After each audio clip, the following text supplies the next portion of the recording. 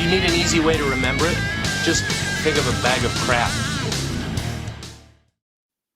You damn right, Paul Rudd. Crap bag number 6 on Orange Bloods Live. Hope you're having a great Thursday, and welcome to February 1st. Some nice birthdays to talk about before we are done and set. That's the good news. The bad news is going to have to say goodbye to Blake, the super producer, one more time in the crap bag today. But before we get to all those emotions, we do have some crap bag stuff to get into. If you need to jump on in to the Specs chat, you go ahead and do that. We'll give Lisa and the Rabbit and Specs their love right now. And then you go ahead and jump on in that chat. Get your super chats lined up if you want. Let's have a good time, Lisa. No matter what you're needing, Specs same-day delivery can save the day with our Specs app or online shopping. From world-class wines to hard-to-find spirits and craft beers to gourmet foods, delicious snacks, and spectacular sweets. It's Specs. Cheers to savings. Heck yes. The Specs chat is there for you. And like I said, if you want to throw in a super chat, that can go right to the top of the list. A lot of stuff to get into today in terms of big news stories today. If you're a Texas Longhorn football fan, you had a little bit go on today. You lost a little bit off the staff, not the coaching staff, but like the directive staff, the administrative staff, if you will. Director of Player Personnel, Billy Glasscock, is moving on to Ole Miss as the GM, if we're reading this correctly. I originally read that story and I thought of it as a lateral move. But as I'm told by Jeff Ketchum earlier today on House Divided and others, this is actually a position that some places have that Texas does not. So some places have a true GM of the football program. Some don't. Lane Kiffin ultimately has hired him. So if you prefer, Joey Freshwater just hired Billy Glasscock. That's just fantastic for the crap bag to hear. So best of luck to Billy, and obviously best of luck to Sark to either replace that position, you would assume, at least replacing the director of player personnel position. So that's big news for Texas. Also, if you're a Cowboys fan, Dan Quinn officially done as the Cowboys DC because he got the Washington job. So Cowboys have to face him as the head coach twice a year in division, and Kellen Moore as the offensive coordinator in Philly twice a year in division. So those big stories are out there today. And remember, the Modcast comes up at 4 on Orange Bloods Live for all the very latest. All right, let's dig into some crap bag stuff. Nothing more crap baggy than some Taylor Swift stats. I want to thank Blake, the super producer, the Chiefs fan, for sending these to me because Chiefs fans are, they kind of have been forced to care about this stuff now because all of a sudden, one of the biggest pop stars on the planet is dating their tight end, and they've had to process it. So Taylor Swift stats to begin the show today. This is some kind of interesting numbers, depending on how it feels to you. If you're one of those people that can't stand Taylor on the screen and it feels like way too much, let's get the actual numbers. The New York Times took their time to do this. January 21st against the Bills, they showed her 5 times. So maybe calm down. The total duration was 24 seconds. She was on for an NBA shot clock, kids. Travis's day is nice. 5 for 75 and 2 touchdowns. Shirtless Jason Kelce got 21 seconds. So, balances it out. Jason Kelce almost had more screen time than Taylor. Yeah, almost. And hell, the man had to take his shirt off and jump out of that booth, Blake, and back in and swill beer. And by the way, if people missed it, the Jason Kelce on their podcast when he was explaining what he told his wife, that was funny. Really so funny. good. It's like, I'm going to meet Taylor. I'm just going to take my shirt off. That most people meeting Taylor Swift would not think, I'm going to take my shirt off, drink a lot of beer, and scream. And I'm jumping out of this booth. But that's what Jason Kelce was thinking. So did you hear the response from his wife? He kind of said, I'm going to do that anyway. And she's like, okay, well, I'm going to get a cat anyway. And he hates cats. Oh, nice. So that's her revenge. Get a cat. I like it. Then the next week against the Ravens, only 4 times, a little bit longer duration. But you know what? That's not Taylor's fault. First off, none of it's Taylor's fault because it's the network's decisions. But that's on CBS, kids. They threw her up a little extra because she's on the Grammys. That's why. She's up for Album of the Year. She's going to perform, if I'm not mistaken. So they wanted to give her a little extra love. Travis was okay with it. 11 catches on 11 targets, 116, the touchdown. The man's incredible, and I've got a half a mind to say he'll be Super Bowl MVP if the Chiefs win, as crazy as that sounds. They won Guys, 7. You're watching more Thomas J. Henry ads than you are seeing Taylor Swift during the football game. Yeah, absolutely. Absolutely. Like, there's no way it's that bad.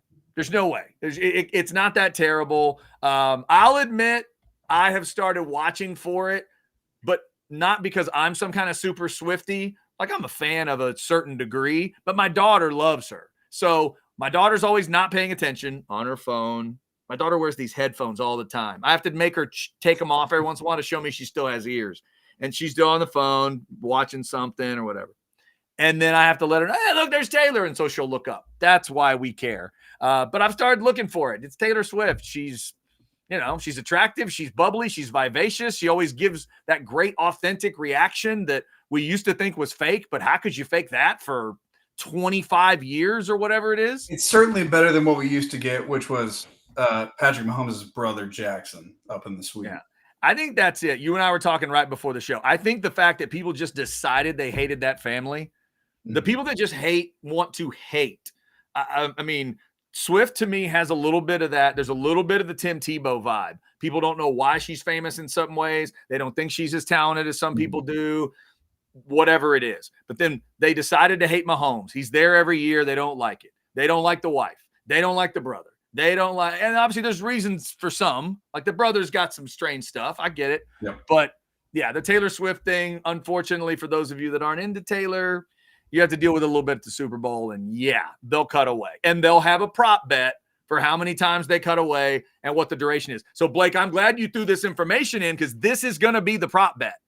Like, it will be, right? The numbers you sent. It's going to be more, Chad. It's going to be more, and it's going to be, I think it's going to be in like the minute 30 range for the Super Bowl. I think they're going to put an over-under on time. They'll put an over-under on number of cutaways. And the other thing they're going to do is they're going to talk about what she wears, right? And because you can't do it as the prop bet can't be she wears red. You're going to have to do like she wears some form of his jersey. She wears a coat. She wears a short sleeve. She wears long sleeve. Oh, yeah. You're indoors in Vegas. She could wear anything. So they'll get to all of that. But don't worry. You know those numbers real quick, Chad? The producer at CBS is going to know these lines, and he's going to have a set amount of time that he's expecting to show Taylor on screen. That's all going to be known. Yeah, that's true. Well, that's just like every year I always say the weirdest prop bet to me is always length of national anthem, because that person can control it. Yep. That person could always control it. And we've seen it where they'll draw out that last note and screw over the line. Yeah. They can totally swing that one way or the other if they really, really want to. All right. Just want to check out the chat real quick before we dig in to the crap bag stuff today.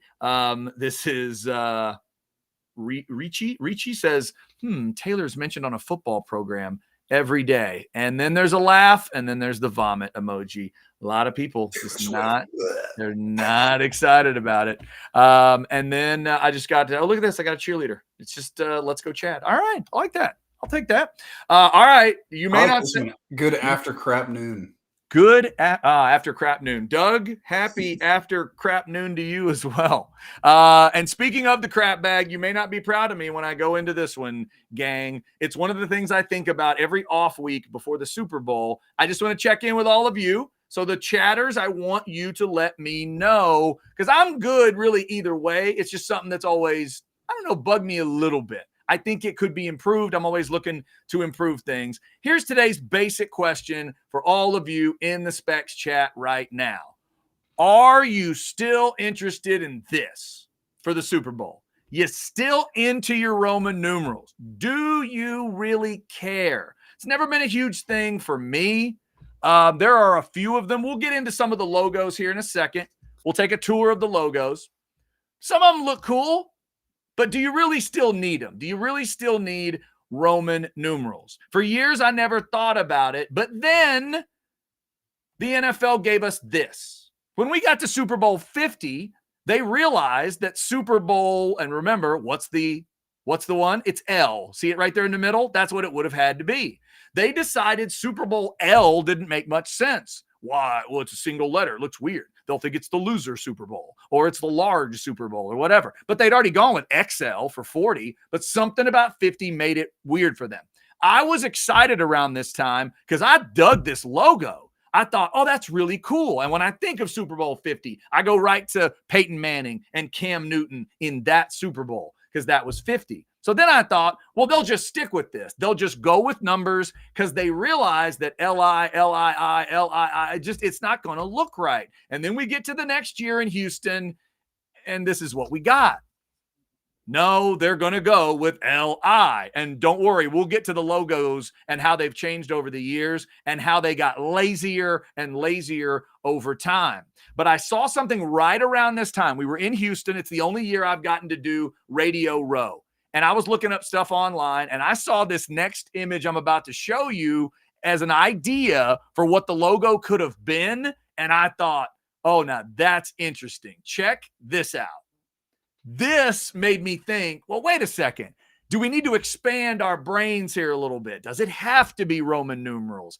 51, and with a 1, you can use the Lombardi trophy. And maybe as you go forward into the 50s and 60s and 70s, maybe we change it up a bit. Is it really necessary to have Roman numerals? Is that really where we need to be? So just a general question today on the crap bag of, are you into this? Is this what you still like? Because it doesn't take it away a ton for me, but here's what Roman numerals are to me. We'll get to the logos here in a second, and I'm going to get Blake's thoughts on it too, because he has an interesting perspective on when they change some logos. What the Roman numeral thing is to me, it's like an extra nerdy layer that I don't know if we need. I love nerdy stuff. I'm a nerd myself, but the extra layer to me always feels like people are just trying to show off. When I was a kid and my dad explained to me, these are Roman numerals, Chad, and here's how it works. You know how they put Roman numerals at the end of movies? At some point, I started to wonder to myself, why not just put 1975? Why not just put, like we do in books, right? The copyright date. Just put the date. Why make me go through that extra step? It's like when announcers, when you get late in the game and an announcer says, there's 100 seconds left in this game. Oh, really? Are there 100 seconds? Is that minute 40 was too tough to say? It's about the same amount of breath, but you felt it was fancy, right? There are 200 seconds left. Stop. There's no need to show off. Roman numerals feel like a show off to me. The number matters. I think, but now this could also be that I think of Super Bowls as numbers. If you give me a number, it takes me to that Super Bowl. The number 20 takes me to the Bears. The number 25 takes me to the Bills wide right, not the last one, the other wide right, and the Giants. Those numbers matter. 30 is the Cowboys over the Steelers, and 5 is the Cowboys losing a heartbreaker to the Colts. The numbers make me go there. Roman numerals don't do that. I don't think of Super Bowl 5 as Super Bowl V. I think of it as Super Bowl 5. So that's just me. But let's take a look at some logos here, and then I'll get y'all's thoughts on it in the chat, and Blake can jump in and give his thoughts at a point here. But I'm going to share my screen because I'm so damn technological. It's crazy. Let's see if I can do this. Blake, do you see that screen moving? Am I doing it right? Am I good? Yes, sir. We're seeing it. All right, so there's the current logo right there at the top. And you notice we've got LV on the side, maybe because it's Las Vegas. They thought that was fancy. And then over here, you got the stratosphere thing, and it's supposed to look like a Vegas, supposed to look like a casino, right? Sure, whatever. So now let's scroll down, and we'll look at through the years here. Obviously, the first one's really boring, and it just kept going. One thing we notice here, Blake, and you pointed it out when we were scanning through this earlier, no trophy at this point. The trophy's not a part of this. Super Bowl 3, 4, 5. My argument would be the font can make it interesting. Not quite sure if the Roman numerals do. Now, early on, maybe Super Bowl 10, Cowboys Steelers, a classic. Great game. Lynn Swann still made catches I don't understand. I like 12. That's one the Cowboys won. That was a kind of a cool one. There's 13, Cowboys Steelers again. And then, for 15, for 20, there's the Bears. Those logos are kind of cool. And then we got into an era where they said, okay, well, what if we talk about where the Super Bowl is a little bit? Here we go, Super Bowl 21, Phil Simms and an almost perfect game. We put a rose in it because they're at the Rose Bowl. Oh, it's a great idea. That's good. Let's do that. Super Bowl 24, Joe Montana whips the Broncos mercilessly. Hey, let's give a little bit of that New Orleans flair because that's where the game was. I think that was in New Orleans. Here's a peach for Atlanta. Another rose for the Rose Bowl because that's Cowboys there. There's 27. And again, my brain has to go XXVII 27 instead of just having a 27 in there. Would it kill us to have a 27? Now on this one, Cowboys and Steelers, I get it if you want to go XXX. My argument right now would be, do we want to reverse it and go numbers and only go Roman numerals when it sort of looks cool? Because I'll argue once we get up to 40, 35's all right. There's the Ravens. 36 in New Orleans. That's nice and fancy. There's Tom Brady's first one. There's those Bucks over the Raiders. Here's Janet Jackson's Super Bowl. That's in Houston. And they made it a little westerny for Houston. I dug it. We're still okay there. Even this, 39 is not terrific, but it's okay. But once we get to 40, look what happens. XL. Okay, now we're going. And then look here. And Blake noticed this earlier, and I hadn't even thought of it. Starting with Steelers-Packers. Look how boring we got. Trophy. Roman numeral. Boom. Boom. Boom. Where's the game? Well, look behind it. We put the stadium. You don't see it? It's very clear. I think that might be. You can barely see it. Yeah. And they're all silver because the trophy is silver. There's no reason the trophy needs to be on every single logo. The beauty of the earlier logos was that they all looked different. They had different colors, different fonts. As someone who's a marketing guy, a graphic designer, like I don't mind whether it's the numbers or the Roman numerals, but I want you to pick the one that looks the best. That's what matters. That's fair. And then we get past 50, and like I said, they did not want to go numbers. They said we're going to throw the L on one side of the trophy. We're going to throw other stuff on the other side. And when we get to the LV, now they've decided LV3 is okay. Yeah, let's do that. It's 58. It's Vegas, and there's next year, 59 in New Orleans. Got my man Rock playing the horn. We got a mask up here, like we're going to a masquerade ball. Make it more colorful. People have started theorizing in the conspiracy theory world that these colors meant something, and that people this year thought this was predictive of Ravens and Niners because there was purple and there was red. But in all truth, Blake, all they were doing was trying to liven up this idea. They were trying to liven up the all metallic idea of what they'd done. So, which is good. I'm glad they're making an effort to make it more colorful. The logo is still incredibly bland. It's been the same font basically the whole time. And the trophy's still sitting there doing nothing. Yeah, right. So I don't know. You guys tell us what you think. We'll check the chat here. What do you think about this one, Chad? What is this? Now we need a Super Bowl trophy you can stick your arm through. No, Chris, we do not need a Super Bowl trophy you can stick your arm through. Chris is referencing the show the other day where I told you that this drives me crazy, and Joe Burrow agrees with me. He doesn't think that's a real trophy. We need real trophies. At least we've got a real trophy for the Super Bowl, Chris. That is the ultimate truth. Let me see what we need. Somebody says they're waiting for the Taylor Swift Madden cover. I would say if the Chiefs win, Kelsey is going to be on the cover. And there's a chance Taylor Swift ends up on that cover. It's a non-zero chance. Oh, you mean it's like them hugging on the field or something like that? Well, the cover features, the main picture of the player, and then sometimes there's some background images too. Yeah, you might be right. Possible. So somebody throws in, Ricci says, why change tradition? Roger Goodell needs to go. That's an interesting thought, Ricci. Man, I get that part. Look, I can understand tradition. I'm an Aggie. We're programmed for it. But I'm also the kind of Aggie that's always tried to ask questions about the tradition. That's why I'm asking y'all. Are you tired of it yet? Just because my OCD brain gets a little annoyed every year, that doesn't mean I'm right. I'm also the kind of person that just never assumes he's right all the time. But I'm going to ask those questions, right? Come on, Chad. Reveille needs to be a collie every time because it's tradition. Okay, but it could be something different. I'm just letting you know The bylaw says you could have another breed of dog. Would you want to do that? Just to throw out the ideas. So if they were going to keep doing it, I think it could, it could make some sense to me. First Super Bowl I ever saw was Steelers Green Bay. Oh, God love you, because it was cold as hell outside of Jerry World that day. By the way, in terms of the history of the game, and this is something I wanted to bring up. Thank you, Rhett, for bringing these up. Here's how historic this year's Super Bowl is. This is only the third time in the history of the Super Bowl where we're going to have 8 or more championships walking into the Super Bowl. Only the third time. Oh. And this is the first time the Steelers are not involved. Cowboys, Steelers in Super Bowl 30. Cowboys show up with 4. Steelers had 4. Then the one that was just referenced, Super Bowl 45 is the most we've ever had. It was 9 combined. Steelers already had their 6.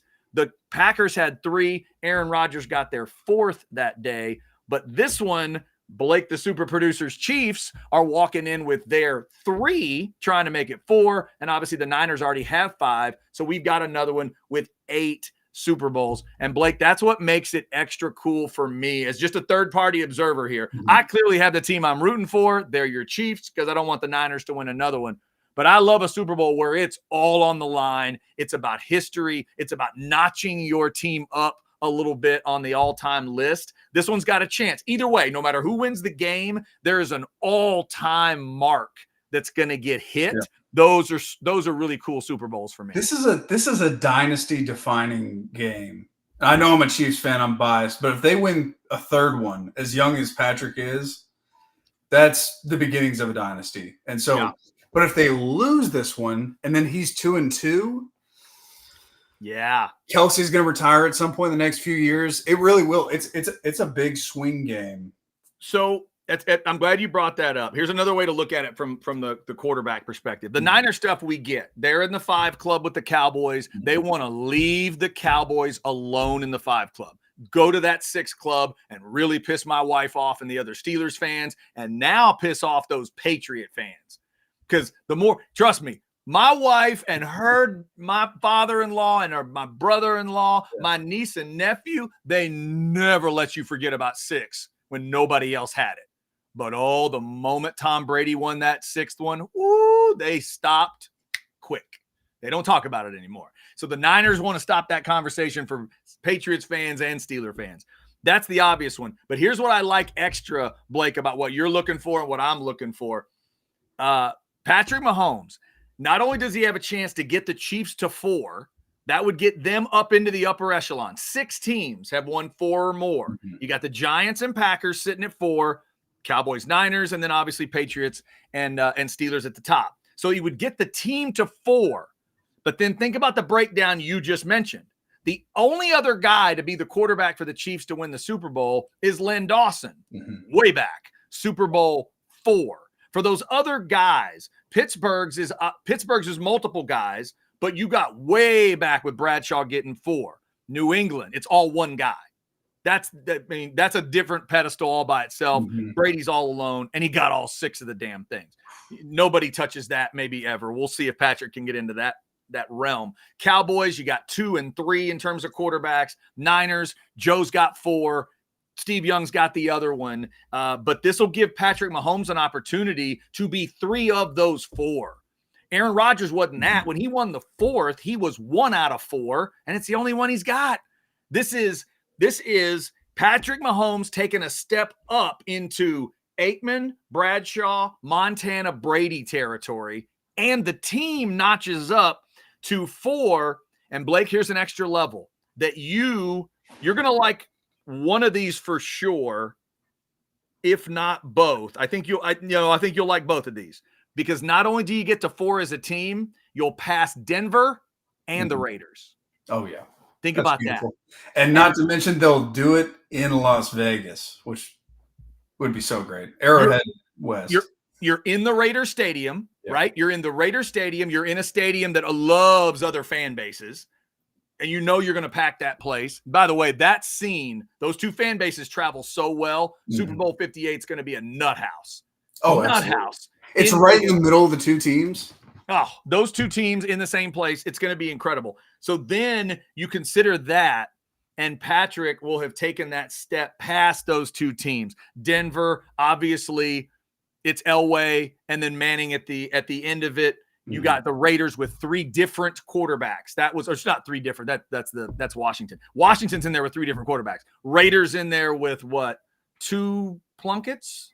2 Plunkets and a Stabler, right? 2 Plunkets and a Stabler. But this is Patrick's chance to just try to solidify. I saw a great side-by-side today of them showing Tom Brady without a shirt on, him without a shirt on, and saying funny. They're the most elite quarterbacks of their era. And the sort of joke was, look, they got a little bit of a pooch belly, or they're not a, a cut up, rock kind of body or whatever. But this is Patrick's chance to say, hey man, not only do you need to start talking about me in the realm of Brady, I'm going to do something that he didn't do, because Brady's start in 6 years it would be to get 4 out of 6 as a starter. You go to the championship game every year, and you get, it'd be 3 out of 6. Yeah. Half of your seasons as a starter, you have a Super Bowl win. That's the level Patrick's trying to get to. It's ridiculous if it happens. Like, unfathomable that this Texas Tech quarterback who won 5 games while he was as a starting quarterback for the Red Raiders is now winning Super Bowls and has a chance to. This is the keep pace with Brady one. Yeah. And if you lose this one, he's behind forever. Absolutely. Like, you don't. Yeah. And it's like you said, the difference, there's so many things you could say, like in a team's record, when you're a basketball team, you say, man, 5-3 feels a lot different than 4-4. I totally agree with that. I bet that makes sense. But this kind of stuff is jacked up 1,000% when you say, walking off that field, Patrick Mahomes is either 3-1 in the Super Bowl and the loss is to Tom Brady, or he's 2-2 and one of the losses is to Brock Purdy. And the crazy part is how unlikely those 2 Super Bowls were. And the first one, he trails by 10 with 6 minutes to go. And in the second one, I mean, he's on not a broken leg, but his foot was all jacked up. I mean, he could barely hobble around. You remember that diving play, like 15-yard run he had towards the end of the game to seal it. And it's like, he could barely even do that. Barely move. Yeah, no, you're right. That's a good point. The other thing, I'll get to another point on the Niners side of things, but we have some people throwing in on the conversation. Jennifer says, I would keep the Roman numerals, but go back to the logo having some personality. This is what you're saying, Blake. And I think we're starting to see they're headed back that way, right? When we saw what this year's logo, that's not horrible, right? It does. And I know you're not thrilled that it always has the trophy in it, but they incorporated a Vegas idea. It's not it's not basic. They're putting more color in it. So maybe we get back to it. The color is a big part of it because the logo was just silver for like 10 years. Yeah. The other thing I've not enjoyed over the years is everything has gotten so generic about the Super Bowl. Not only the logo of the game itself, but I don't like the fact that no matter who wins this game, they both get the same exact generic shirt. Like the shirt and hat are exactly the same. Like, make it a little different for the NFC champion that you do for the AFC champion. Make it a little. It's like when I see something in the NCAA tournament and I see a cool shirt during the tournament, I go, oh, that's a cool idea. And then I see 5 other teams with it and it's not cool anymore. So make it a little distinct. Make it something, because I remember, Blake, when I was covering Texas women's basketball and they made the Final Four run in Atlanta, I remember them coming in, the NCAA people or the people that made the shirts or whatever. They literally came in, and the basketball ops people and Jody Conrad and some administrative people and probably some of the team members, they got to look at designs. They literally got to pick one. That's the kind of thing. It's like, look, let's have take about 6 or 8 ideas to the NFC team and 6 or 8 to the AFC team and let it feel a little different.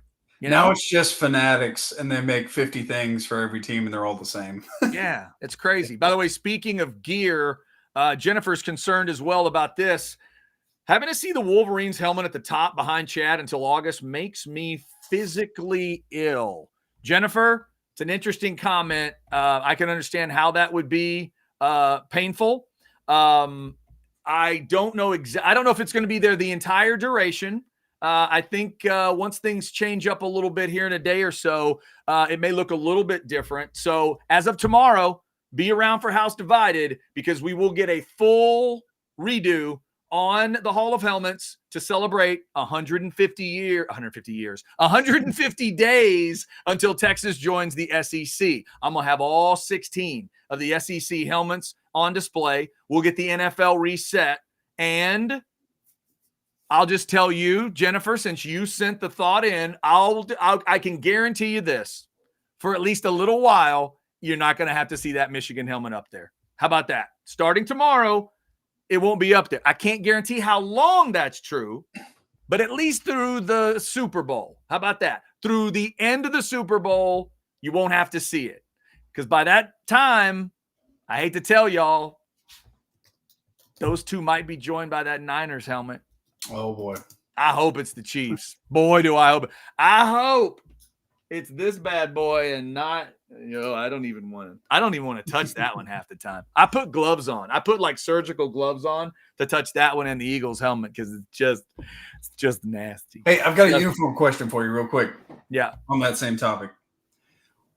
Now, the AFC gets to choose the uniform this year. So the Chiefs have the choice of what they want to wear. Okay. Would you prefer they go with the same uniform combo as last time, which is the red homes for Kansas City and the whites for San Fran, or would you rather it be flipped for this year's Super Bowl? I would have to look. I mean, I guess you could look at the numbers of what have the Niners worn in the Super Bowl and all that, but realize the Niners have lost Super Bowls now. When I was a kid, they were perfect. They went 5-0 to start, but now they have lost a couple. Another reason I would love for them to lose this game, Blake, is all those Niner fans that used to brag and preen about 5-0. The Cowboys and Niners would have the exact same Super Bowl record if they lose. They'd both be 5-3. And I could finally tell those folks to be quiet. So my gut would say go red and make the Niners wear white. What about you? Just that aesthetically, I don't really mind it. I love the Chiefs uniforms either way, but I think it'd be fun just because it's a new Super Bowl to have a different look than the old one. Maybe Chiefs go white, but okay, maybe mix it up. I don't know. I think if they you tell me, what did they wear against San Francisco the first time? They wore the Reds. They were the home team. They wore the Reds. So they wore the Reds in that one. That was his first win. And you're telling me they wore the Reds winning it last year? Oh, that's a good question. They did, right? I wonder if they wore the whites against the Bucks because it's odds and even years. That's how it's decided. Yeah, I'll be honest. That's one of the details I don't think about in the Super Bowl. I really don't. Like you can look that up and find out. I don't recall. I don't keep that in my brain. If somebody asked me right now, like for the 3 Cowboys wins and for the 2 Bucks wins, what were they wearing? I can guess. Like I think I can see the Bucks wearing red, wearing the colors for Super Bowl 37. And then I think there's at least one. The Cowboys, I feel like the Cowboys were in white for most of but I couldn't guarantee it. Okay, so the Chiefs wore the Reds against the Bucks and lost, and they wore the whites against the Eagles last year. Okay. Well, there you go. He's got one in each. So I don't know what to do. I would lean red because I would assume a Niner fan wants them to wear red, but then again, we may go back and see, Chad, when they whipped the Broncos, they were wearing white. No problem. There you go. They're wearing red. And Jeff has verified that. Thank you for that. Yeah, the Chiefs are going to go red. Niners will wear white. They both look so clean. These are great uniform teams. As much as I hate the Niners out of principle, they look badass. Wait, what was that about me? What'd you put up? What was that? I didn't touch that. Was that? That was me. Oh, with the T Swift stats. Thank you. Thank you very much, South End Zone Queen. Good stuff. You knew we'd have him. That's Blake. You blame Blake for that one because That was the New York Times, by the way, that did detailed stats going back to every game this season. I sent Chad a couple of them. They did the detailed stats on how much Taylor Swift was showing in every game. That is nuts, man. Somebody else throws in, I think white jerseys have won 11 of the last 15 Super Bowls. Cotton, those are the kind of nerdy stats I try to stay away from, but some people do. For years, y'all remember that thing where for years it was people beat animals every time?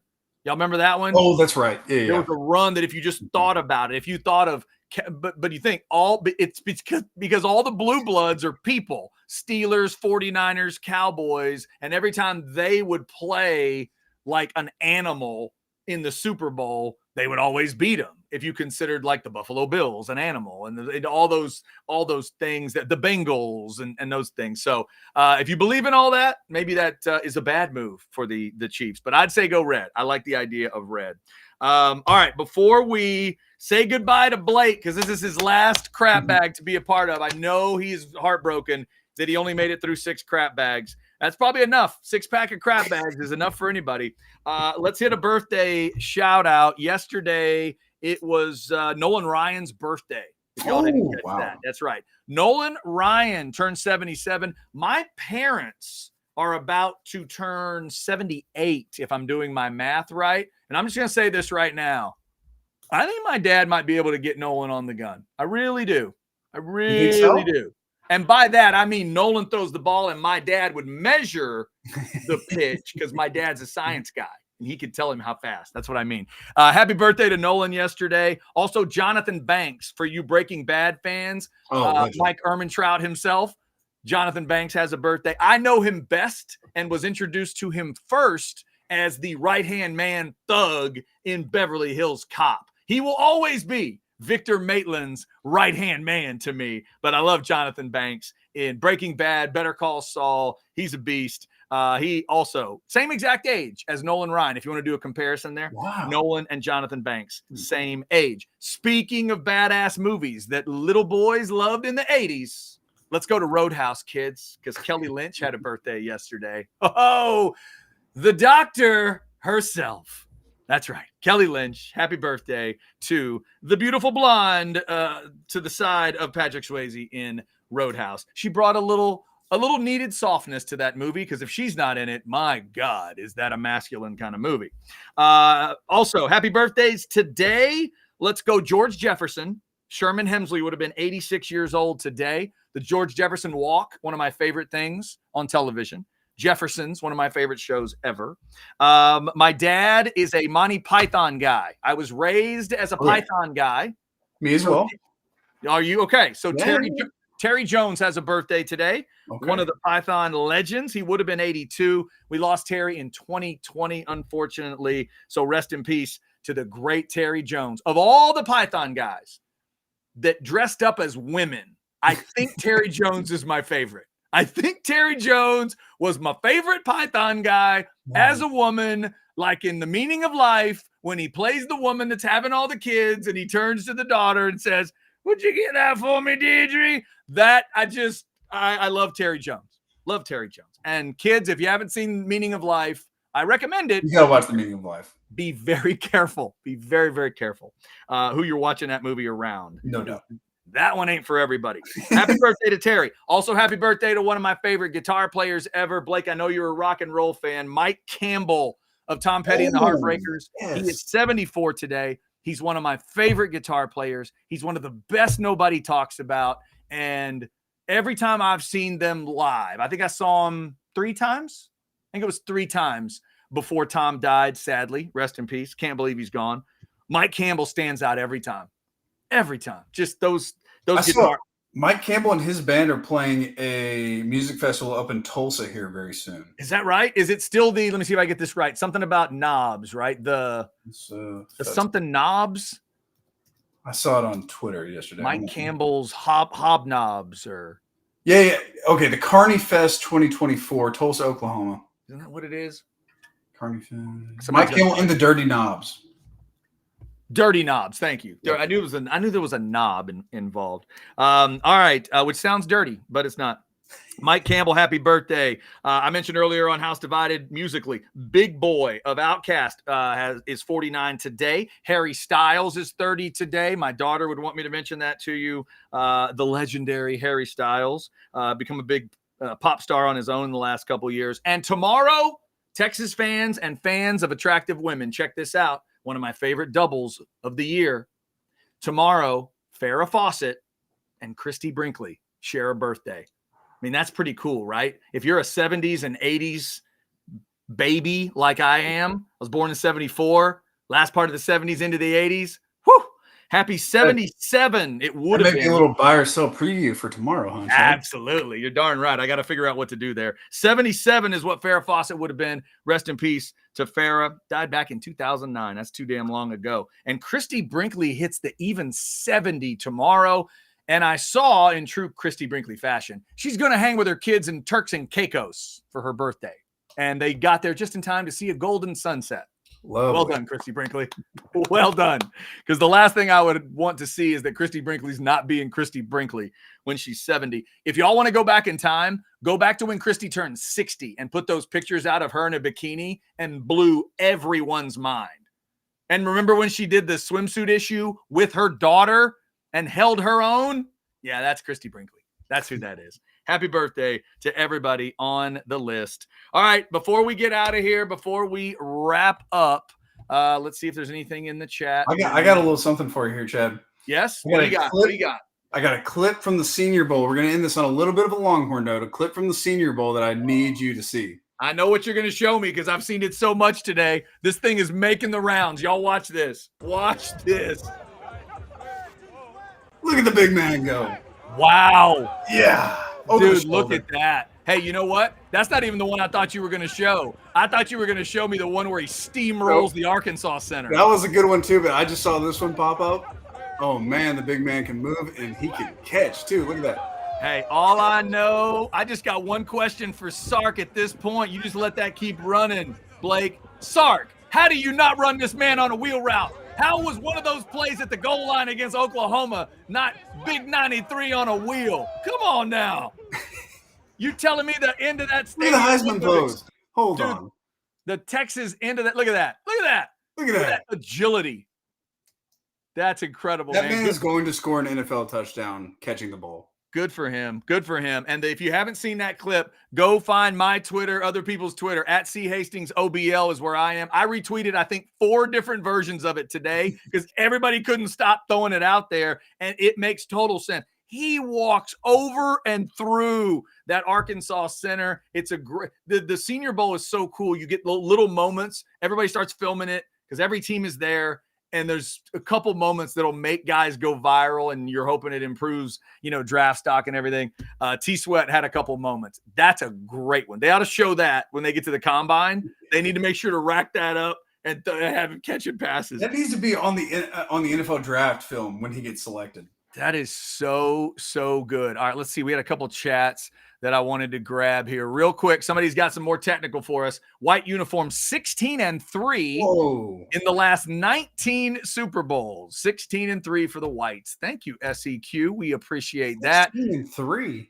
And finally, Blake. Wow. Somebody wants to know, and it is South End Zone Queen. Happy last day, Blake. Tell us about your next adventure. Blake, lay it out for him. Let them know what it is that is taking you from Orange Bloods Live. For sure. I won't get too far into the details, but I'm going into the advertising industry. I've got a marketing coordinator role in the advertising industry where we're working on some in-house cool projects you may see out and about. So, yeah, exciting stuff. It'll be some of what I've been doing, graphic design, that kind of things. I'll still be around Orange Bloods. I was on Orange Bloods before I worked here. I'll be here after. So I'm not going away anytime soon, but yeah, the one thing we know about that Orange Bloods community is when you're a part of it, you're always a part of it. Obviously, the best of luck to you. You and I have not known each other very long, but we certainly have a couple of connections like the world champion Texas Rangers and some other things. But man, you've been so helpful to me, trying to help me turn from old ass radio guy into old ass guy trying to make a living on YouTube. And I am definitely going to miss all that time just hanging out before a show and you helping me through stuff and teaching me how to do things. So any skill any of y'all see out of me in the next however long it goes, this is I can't do it. That's the guy right there that got it done. So I appreciate you, man. Obviously, we'll keep in touch and we'll meet out at Hayes City Store for a burger and a beer, hopefully every once in a while. But I wish you nothing but the best. You bust your ass every day in ways people don't even know. So all the best to you, man.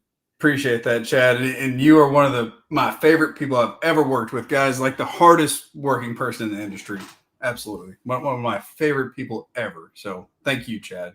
Thank you, man. I appreciate you. You'll see a little more of Blake, the super producer, for the next couple days. So one more old-fashioned show in the morning with Anwar. One more Outsiders tonight. More Outsiders tonight. Oh, dear God, Bo Edge might cry. 9 o'clock hour tonight. We'll have that. We'll have another special announcement during the show on the Outsiders tonight. So you're going to want to be there for the 9 o'clock hour. And are you going to be hanging out with the Modcast guys today? Of course. Well, that's 4 o'clock. That's where the Orange Bloods brain. We're going to let those guys run their own show today? No. Oh, that's great. Next week, tune in. Because the podcast guys are going to try to run their own show. Next week. Why do I feel like I'm going to get a message from somebody going, hey, Chad, can you come just watch the Modcast? We hate to ask it, but good God. 4 o'clock this afternoon, the latest on the move, Texas today, Billy Glasscock going to Ole Miss and what that means for Texas. Does Texas need a GM or do they just need a new director of player personnel? You'll get the latest from the guys on that, what they're hearing, who might be the next guy. And then if you're thinking portal, remember there's a new team with a new 30-day window. Do you see anything you like out of Boston College? Because their guy just went to an assistant job in the NFL. You want to know how screwed up NIL is and portal stuff is? You want to know how crazy coaches are? That guy's actually good at BYU, at BC. He's good. They've won 2 out of the 3 bowls he's taken them to, and I think he's got a winning record overall. And he's still going to the NFL. Like, no, man, let me go coach a position in the NFL because this is madness trying to keep my guys together in your new ACC.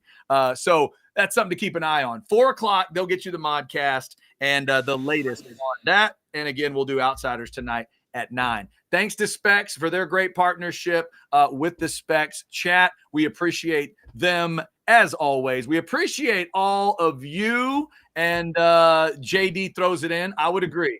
Chad can run his own show, really, but Blake just takes it to another level. You're damn right. Hell, Blake reminded me like 20 minutes before this show that I hadn't set it up yet.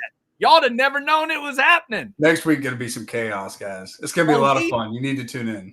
He did that. Yeah, I didn't do that. Trust me, I'm going to forget something. Catch is going to forget something. Everybody's going to forget. Catch decided to end House Divided just in the middle of Chad signing off today.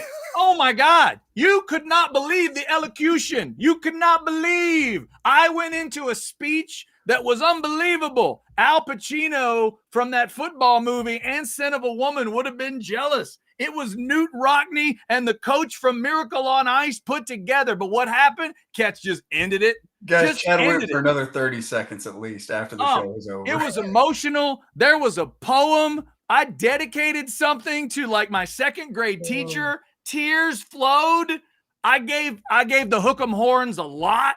I wore burnt orange at the end, but y'all missed it all because Catch just killed it.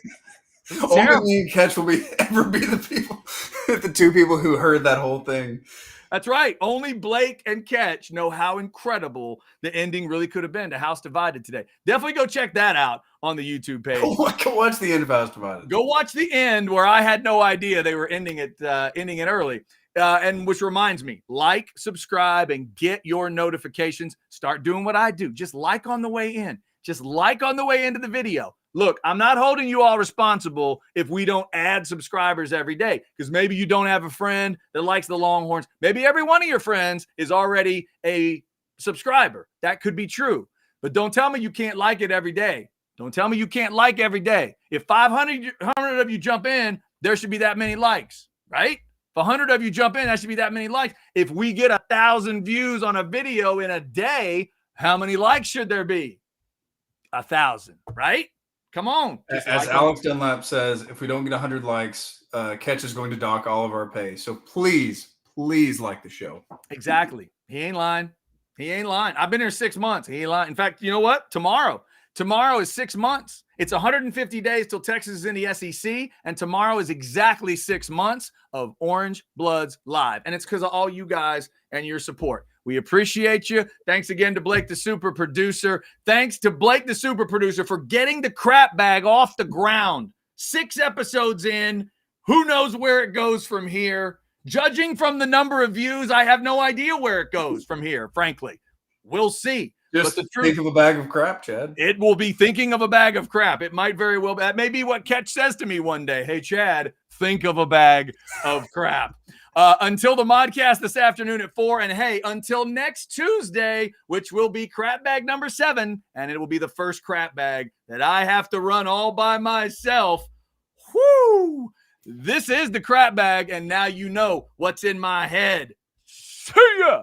And I'm going to end it